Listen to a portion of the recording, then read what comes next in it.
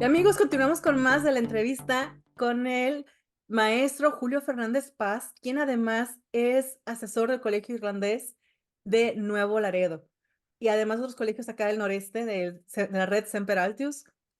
Nuevamente, bienvenido. Retomamos la entrevista y la plática que teníamos hace un momento. Muy bien, gracias, Elsa. Estábamos justamente tratando de encontrar algunos consejos prácticos que podríamos ofrecerle a los papás de esta nueva generación llamada de cristal. Yo quisiera continuar con eso. Eh, lo último que yo decía era, el papá, la mamá deben proponerle a los hijos eh, propósitos de vida, de misión en la vida, de sentido de la vida. ¿Por qué no proponerles sueños, grandes sueños, utopías si es necesario?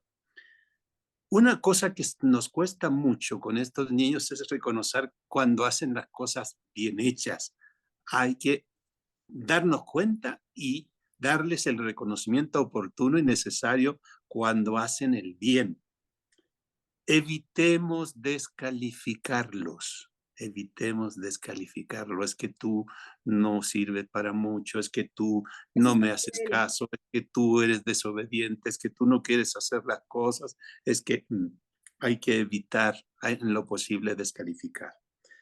Fíjese, un consejo práctico, evitar usar el verbo ser.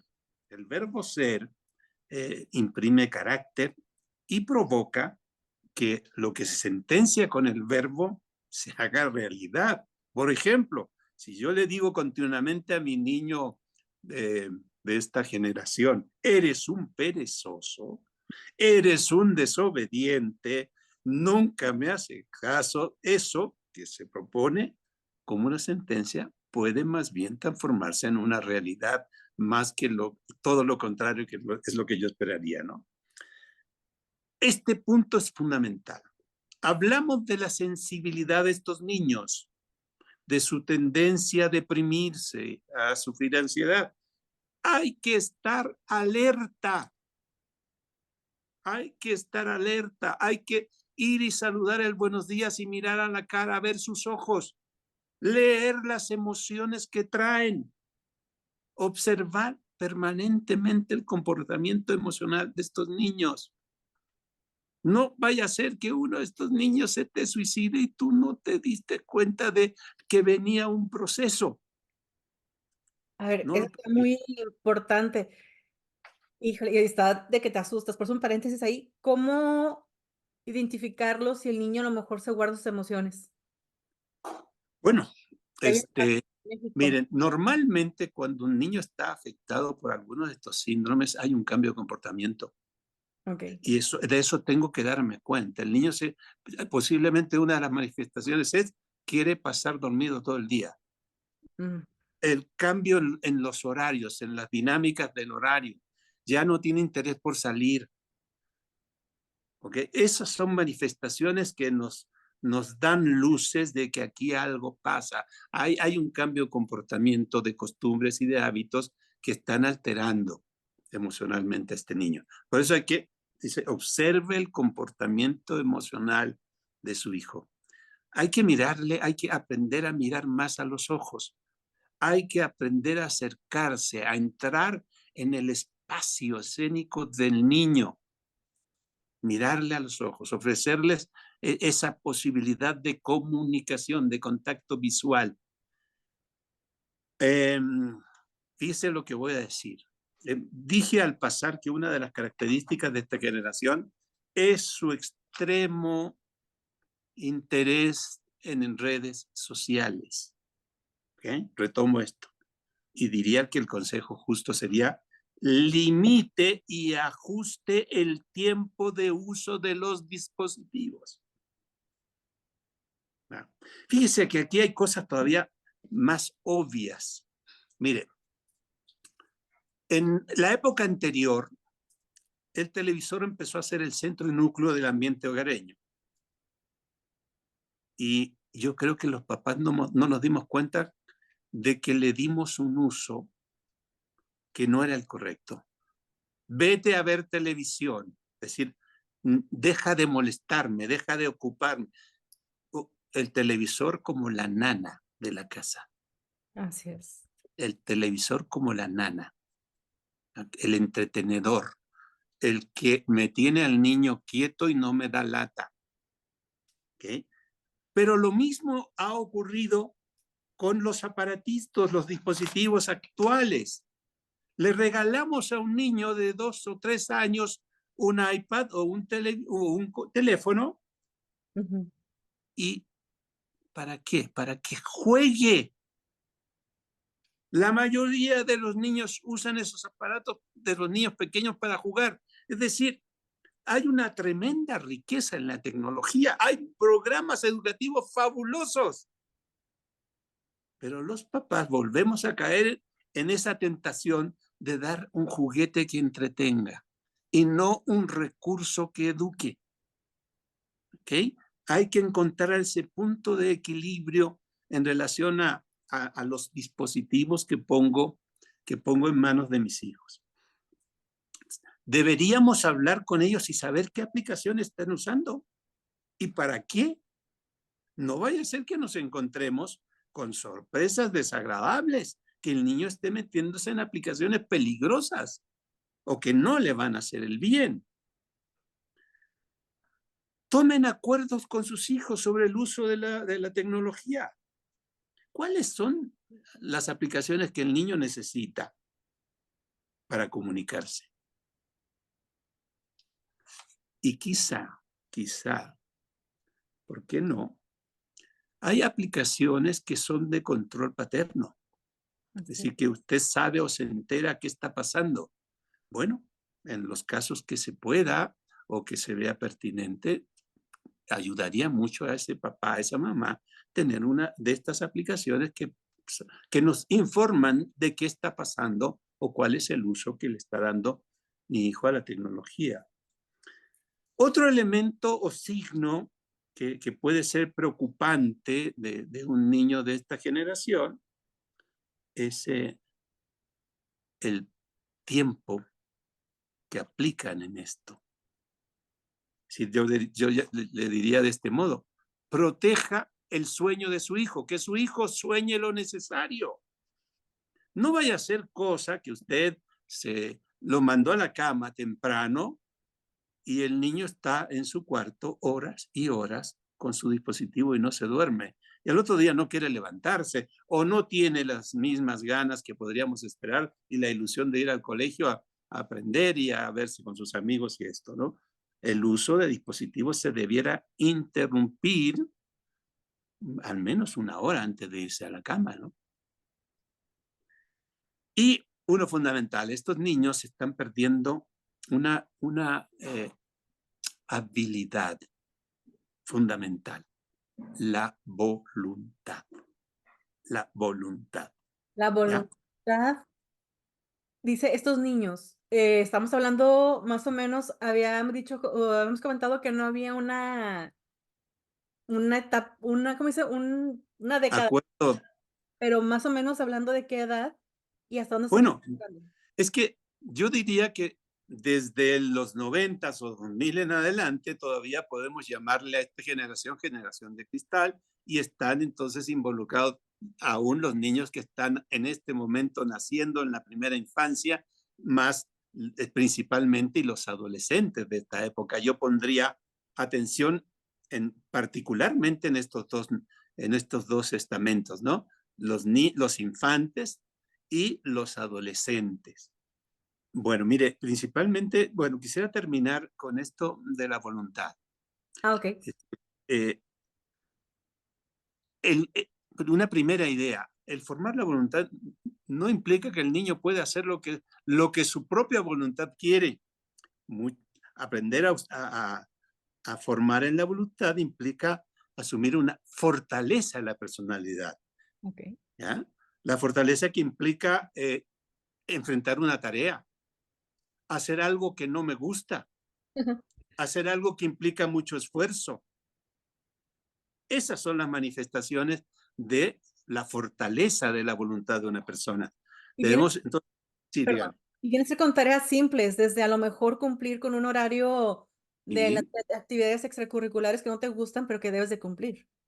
así es, así es. Y vigilar que la cumplan, estar ahí detrás, sin atosigar, por supuesto, vigilando que se terminen las tareas, Qué que se hagan bien las tareas, ¿ya? La voluntad, qué importante viene a ser en el desarrollo y en el ámbito profesional más adelante. Mire, yo tengo una definición que a mí me convenció sobre la voluntad. Fíjese, se la voy a leer. Dice, de una voluntad fuerte, eficaz y constante en querer el bien, buscar el bien y hacer el bien tenazmente frente a las dificultades. En resumen, tener una fuerte voluntad es tener capacidad para gobernarse, para no dejarme llevar por mi instinto, por mis gustos, por mis placeres, ¿ya? Que es un poco lo que nos puede pasar con esta generación, ¿no?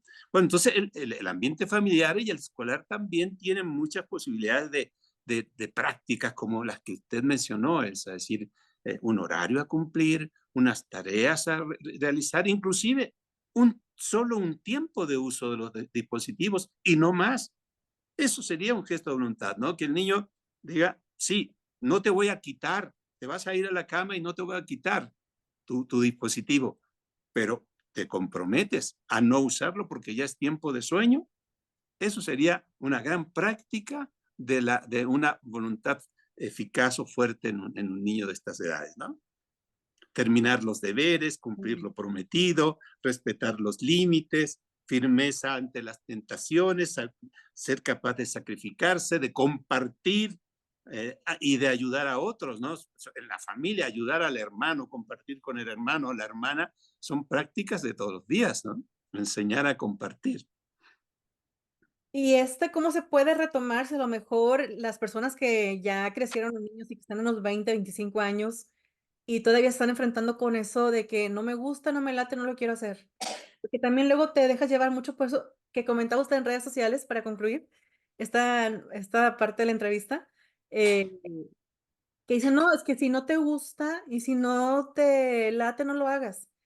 Claro que estamos hablando de cosas de sentido común, ¿verdad? O sea, de que pero si algo que dice: "No, es que no quiero hacer esta tarea", bueno, si no te sientes bien, no la hagas. Y en redes se influye mucho que otros llamados influencers, entre comillas, o que tienen muchos seguidores en redes sociales, dicen: "Es que si no me siento a gusto, no tengo ganas, no lo hago en ese momento. Y si no es para mí, no lo hago, tengo que hacer lo que me haga feliz". Esa es una frase que escuchas mucho. Bien, mire, en este caso, aquí creo que es pertinente la técnica del coaching. Sí, pero si yo le digo al niño, le quiero imponer mi criterio con esa visión que él tiene, la verdad es que no voy a lograr mucho. Pero si le pregunto por qué, le pido argumentos, le propongo que piense en algo diferente, le propongo que él me haga una propuesta, vamos a encaminarlo a que tome, primero a que valore esas emociones o ese primer nivel de respuesta y empiece a tomar con responsabilidad decisiones que tomadas desde sí es más factible que las cumpla a que yo le imponga el bien visto desde la perspectiva del adulto, ¿no? Está bastante es que tiene todos los ¿cuántos años tiene de dando enseñanza y asesorando? Porque siento que me puedo ir aquí con otra pregunta y otra pregunta, pero vamos a dejarlo también para después y que nos sigan, los que nos están escuchando y viendo aquí en el norte de México especialmente. ¿Nos puede platicar un poquito acerca de cuántos años tiene dando asesorías? Bueno, mire, yo estudié para profesor de educación básica en mi país y le puedo asegurar que estudié porque me enamoré de esa vocación. O sea, en esencia soy un profesor que entendió que esa era su misión en la vida. Bueno, en la vida me topé con gente buena que me ayudó y me abrió otras puertas y estudié luego un posgrado en la Universidad Católica de Chile en educación. Estudié una especialidad en pedagogía del lenguaje y empecé con eso a tomar otras tareas fui director de colegios y luego fui asesor especialista de otros profesores. Esa era mi experiencia en Chile. Luego vine a México, aquí he estudiado 3 maestrías, una en la Universidad de Anáhuac y otras en universidades españolas. Bueno, me interesó fundamentalmente un tema, me interesaban varios temas. Yo estudié diseño curricular y me encargué durante mucho tiempo del diseño curricular de los colegios de la red Semperaltius. Ujú. Otro tema que para mí fue muy atractivo fue la evaluación educativa. Luego, otro tema de los últimos, cuando empecé a estudiar liderazgo, este, me enamoré de ese concepto y lo enfoqué a ayudar a los directores de colegios, a los directivos de colegios, a desarrollar su propio liderazgo. Ese ha sido un poco mi trayectoria. Llevo más de 50 años dedicado al campo educativo.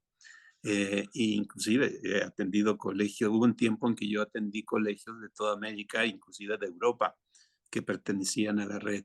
Entonces tengo una experiencia bastante amplia. Y en estos temas, aprendí mucho hubo un par de años que estuve dando talleres para padres de familias, que Ok. me parece un campo miren, yo daba un curso en que tenía que estar papá y mamá todo un fin de semana. Y eran cursos más bien de reflexión de la función del papá y de los problemas de la educación familiar y del el reto de los hijos. Y la verdad, además de que pudimos hacer cosas por ellos, aprendí mucho de la realidad actual, de lo que es la familia y la importancia que la familia tiene para la educación de los hijos. Ese es un poco el resumen que les puedo hacer de este tema, ¿no? Le agradezco mucho que haya estado aquí con Lights Magazine, que se una también a los especialistas que va a participar en la revista impresa. Vamos a hablar como quiera del tema que va a estar, al menos va a estar apoyando. Y bueno, le mando un afectuoso y respetuoso saludo. Me dio mucho gusto haber estado platicando con usted y que sea la primera de muchas entrevistas. Encantado, igualmente, con mucho gusto, ¿eh? Muchas Gracias. gracias. Gracias, maestro don Julio Fernández Paz. Y esto es Amigos Lights Magazine, siempre para saber más. Continuamos. Gracias, hasta luego.